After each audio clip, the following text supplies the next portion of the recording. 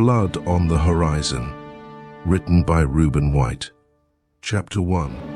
Return to Redemption. The sun hung low in the sky, casting long, ominous shadows over the rugged landscape. Dust swirled in the wind, whispering secrets of a past that refused to be buried. The town of Redemption stood in the distance, a cluster of wooden buildings marred by years of lawlessness and despair. As Bernard Ellenwood rode towards it, his heart ached with a bitter mixture of hatred and determination. Matthew was an orphan, forged in the fires of vengeance. His family had been butchered by the town's most powerful figures, a cabal of corrupt men who cloaked their deeds in darkness. With stone-cold eyes, he had vowed to return and settle the score. Now, that day had come. Chapter 2. The Shadows of the Past. Redemption was a town gripped by fear. Its streets were lined with wary eyes and hushed whispers, the air thick with the scent of decay. Matthew's arrival did not go unnoticed. As he dismounted his horse, he felt the weight of their gazes, their silent judgment a reminder of the sins that had been committed here. He walked into the saloon, the heart of the town's underbelly. The room fell silent, the clinking of glasses and murmured conversations ceasing abruptly. Matthew's presence was like a ghost from the past, come to haunt the present. He approached the bar, his boots thudding heavily against the wooden floor. "What'll it be, stranger?" the bartender asked, his voice trembling slightly. "Whiskey," Matthew replied, his tone cold and clipped. "And information." The bartender poured the drink, his hands shaking. "Information about what?" "About the men who run this town," Matthew said, his eyes narrowing. "And about the night my family was killed." Chapter 3. The Web of Deceit. Matthew's quest for vengeance was not a straightforward path. It was a labyrinthine journey through the darkest corners of Redemption.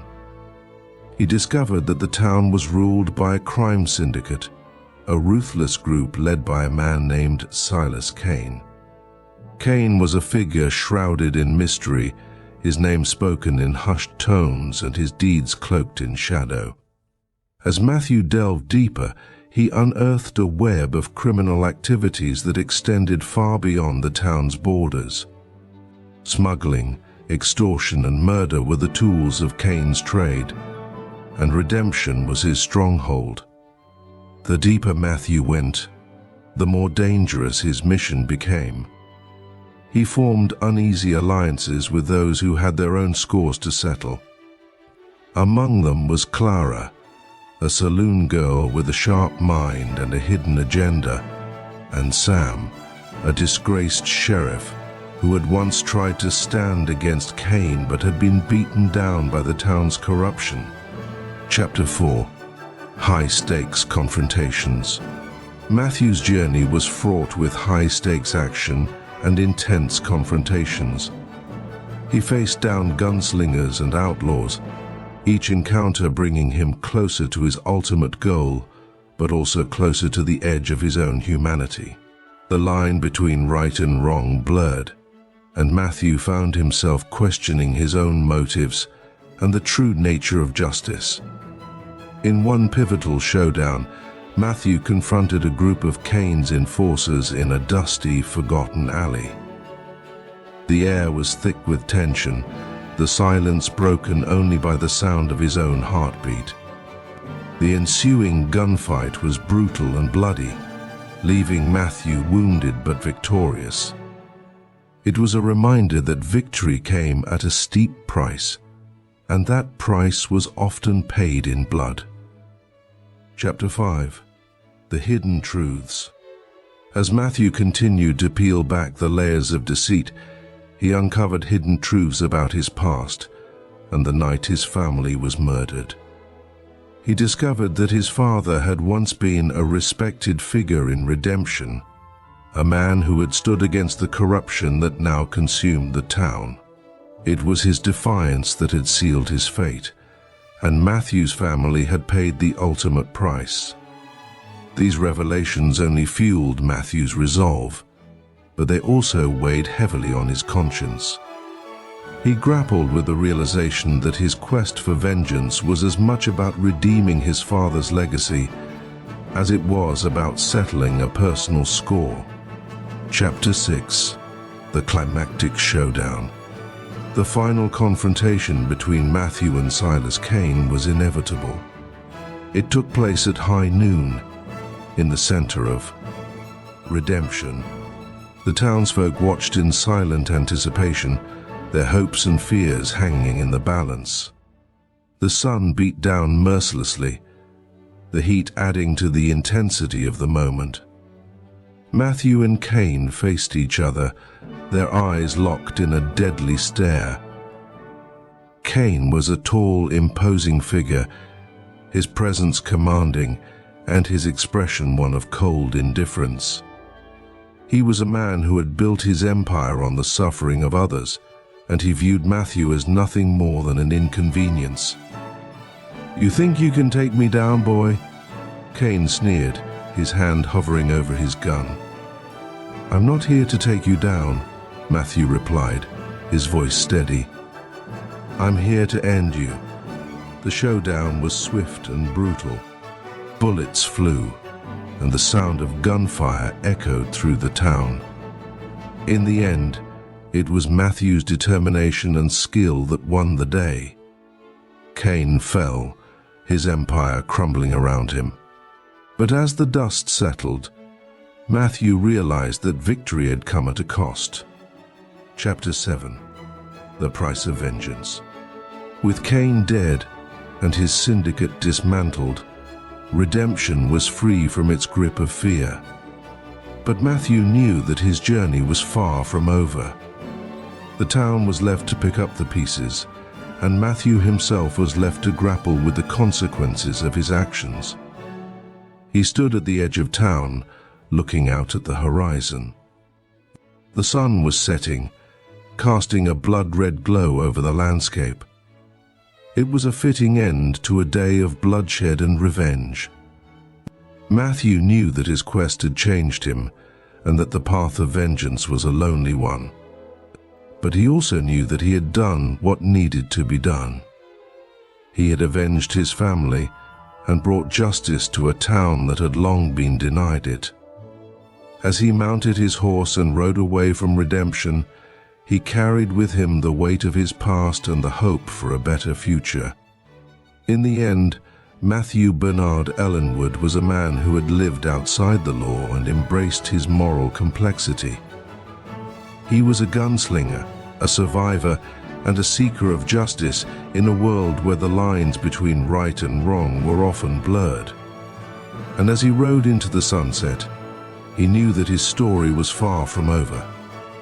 The horizon held new challenges and new battles, but Matthew was ready to face them head-on, with stone-cold eyes and a heart that had found a measure of peace. Chapter 8. The calm before the storm. The story continues. The dusty trail stretched out before Matthew, a seemingly endless ribbon of uncertainty and promise. Redemption was behind him, but its echoes lingered in his mind. The town might have been free from the clutches of Silas Kane, but Matthew's journey was far from over. He traveled through the harsh terrain of the Old West, encountering small settlements and desolate landscapes. Each night, he would set up camp under the stars, the flickering firelight casting long shadows that danced like specters of his past. He was a man constantly on the move, driven by a purpose that was both a burden and a beacon. Chapter 9. A new threat. Matthew's path led him to the town of Deadwood, a place not unlike redemption, where lawlessness reigned and fear was a constant companion. Deadwood was a den of vice and corruption, a place where the strong preyed on the weak, and survival meant making deals with the devil. It wasn't long before Matthew crossed paths with Henry Hawk Hutchinson, a notorious outlaw who had seized control of Deadwood through sheer brutality and cunning. Hawk was a man of many faces, charming and ruthless in equal measure, and his influence was felt in every corner of the town. Hawk had heard of Matthew, the lone gunslinger who had taken down Silas Kane, and saw in him both a threat and an opportunity. He approached Matthew with an offer, one that promised power and wealth in exchange for loyalty. But Matthew had no interest in aligning himself with another tyrant. He had come to Deadwood with a different mission in mind, to dismantle Hawk's reign of terror. Chapter 10. Allies in the Shadows. In Deadwood, Matthew found unexpected allies.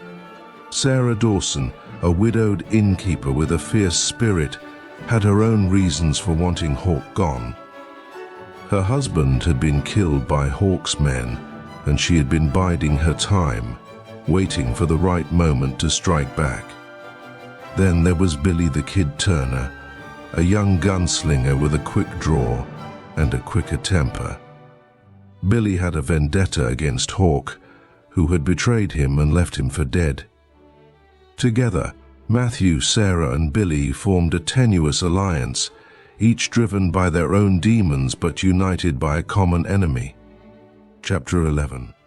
The Gathering Storm. The trio began to unravel Hawk's network, one thread at a time. They disrupted his operations, freed his prisoners, and sowed seeds of discord among his ranks. Each victory, no matter how small, was a step closer to their ultimate goal. But Hawk was not a man to be underestimated. He struck back with a vengeance, his retaliation swift and merciless. The streets of Deadwood ran red with blood, and the town was thrown into chaos. Matthew knew that the final confrontation was inevitable, and it would be a battle to the death. Chapter 12. The Final Showdown.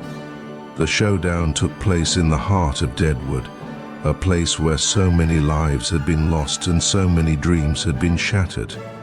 The air was thick with tension, the silence before the storm. Matthew stood facing Hawk, their eyes locked in a deadly stare. The townsfolk watched from the shadows, their fates hanging in the balance. Hawk drew first, his gun a blur of motion, but Matthew was faster, his shots ringing out with deadly precision. The battle was fierce and brutal, each man pushing the other to the limits of their endurance. In the end, it was Matthew's determination and skill that won the day. Hawk fell, his reign of terror brought to a violent end. Chapter 13. Redemption and Resolve. With Hawk dead and his empire dismantled, Deadwood began to heal. The townsfolk emerged from the shadows, their fear replaced by a tentative hope. Sarah and Billy took up the mantle of leadership, guiding the town towards a better future. Matthew watched from the sidelines, his heart heavy but resolute. He had found a measure of peace in his actions, but he knew that his journey was far from over. There were still wrongs to be righted, and he was a man with a purpose that extended beyond any one town. Chapter 14. The Road Ahead. Matthew mounted his horse and looked back at Deadwood one last time. The sun was setting, casting a warm glow over the town that had been saved from the brink of destruction. He tipped his hat to Sarah and Billy, a silent promise that he would never forget the bonds they had forged in the heat of battle. As he rode towards the horizon, Matthew felt a sense of resolve wash over him. The road ahead was uncertain, fraught with dangers and challenges, but he was ready to face them head-on. He was a gunslinger, a seeker of justice in a world where the lines between right and wrong were often blurred. The horizon held new challenges and new battles, but Matthew was ready. With stone-cold eyes and a heart that had found a measure of peace, he rode into the sunset, knowing that his story was far from over. There were still many scores to settle, and Bernard Ellenwood would face them with the same determination and resolve that had brought him this far. Chapter 15. Ghosts of the Past. And so the story continues. The nights were long and silent on the open trail, and Matthew often found himself alone with his thoughts.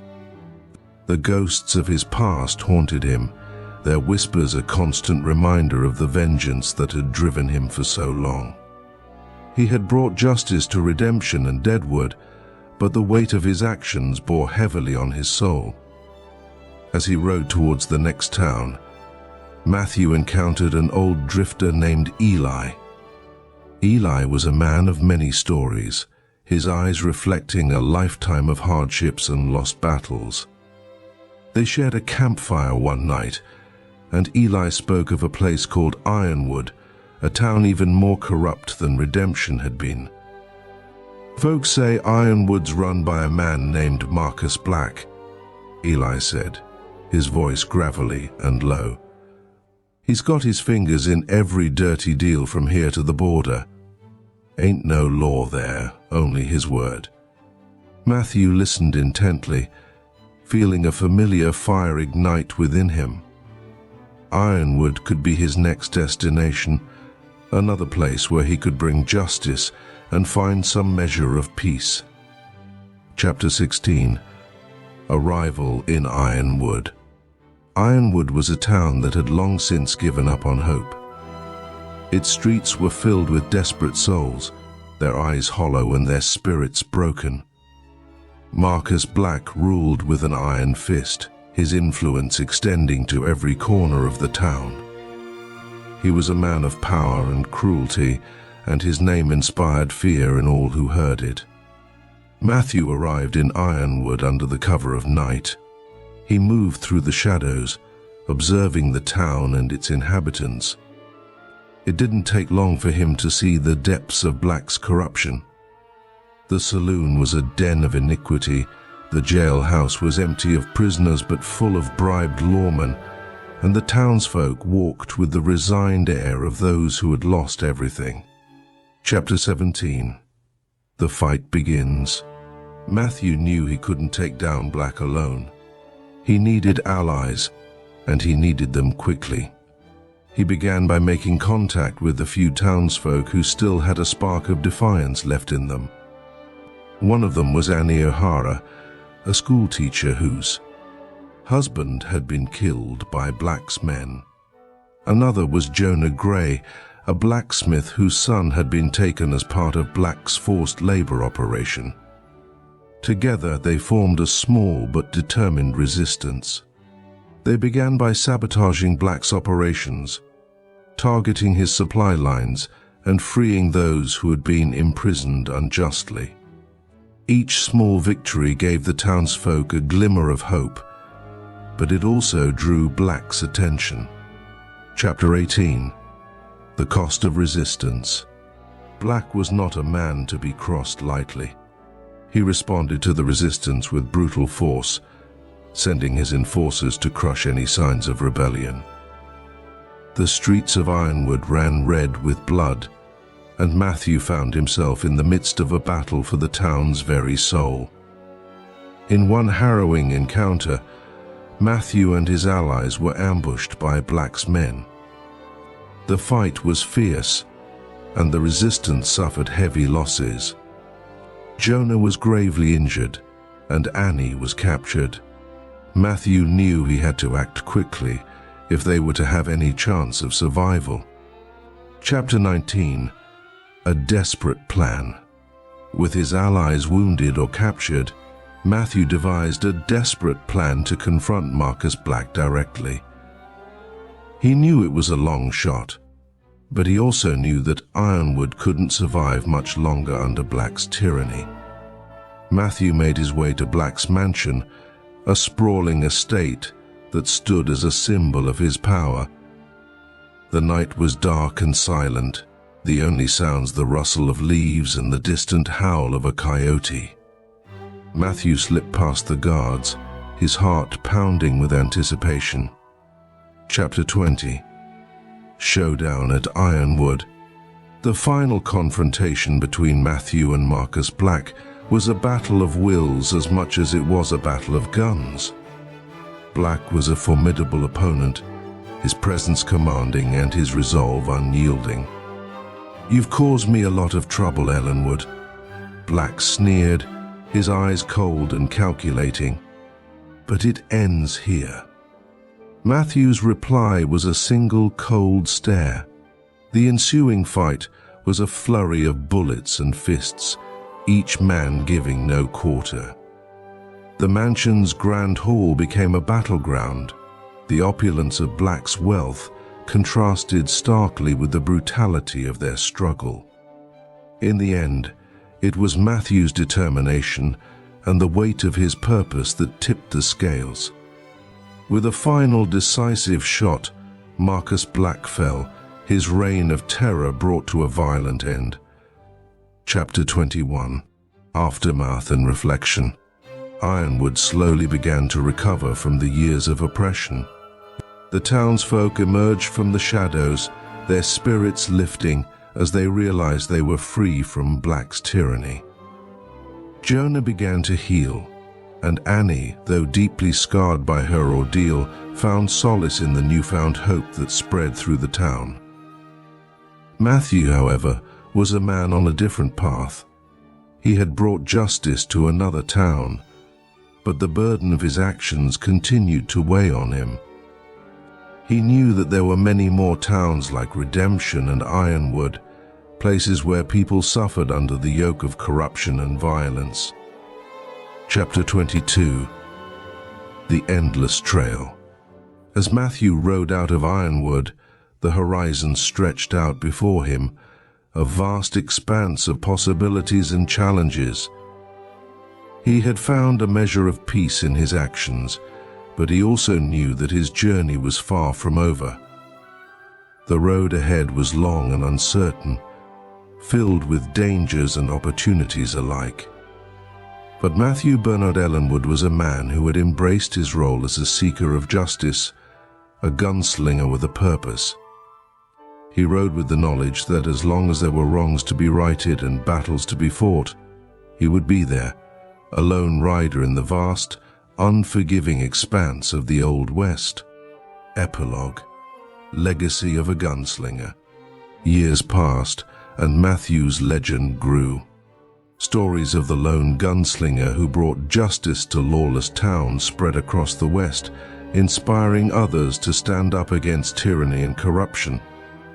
Matthew became a symbol of hope and resilience, a beacon for those who had lost their way. But for Matthew, it was never about the fame or the glory. It was about doing what was right, no matter the cost. He continued to ride the endless trail, a solitary figure against the backdrop of the setting sun, knowing that his story was far from over. In the harsh, unforgiving world of the Old West, Matthew Bernard Ellenwood was a man who had found his purpose.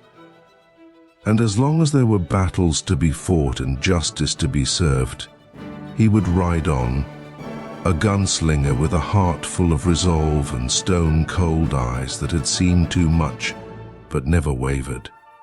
Blood on the Horizon was a tale of vengeance and redemption, a story of a man who walked the fine line between right and wrong, and in doing so brought light to the darkest corners of the West.